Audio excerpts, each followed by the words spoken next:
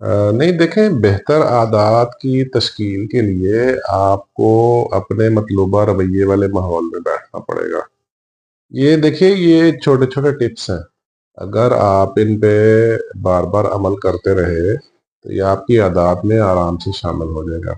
आपका जो मतलूबा रवैया है, यानी जैसा माहौल आप चाहते हैं, आप अपने मतलूबा माहौल वाले लोगों के साथ बैठना उठना शुरू करें। ये बड़ा आसान सा और बड़ा आजमुदा तरीका है।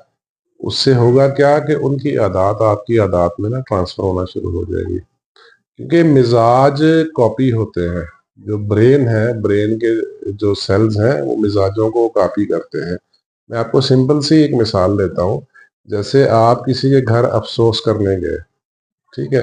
अब अफसोस के दौरान जो मुतवफ़ी के जो रिश्तेदार है जिससे आप अफसोस कर रहे हैं, जब वो डेफिनेटली फितरी सी बात है, इमोशनल हो जाता है बंदा।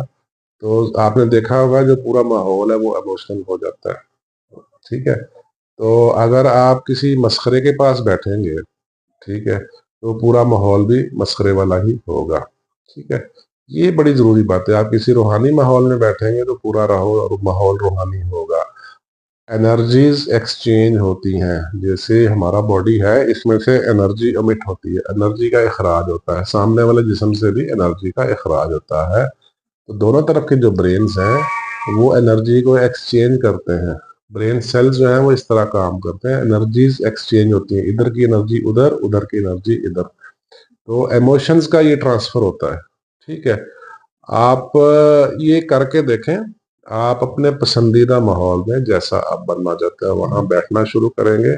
एक दो दिन, 4 दिन से नहीं होगा, इसको आपको प्रैक्टिस में लाना पड़ेगा, ठीक है। तो ऑटोमेटिकली आपकी आदत वैसी बनती चली जाएंगी।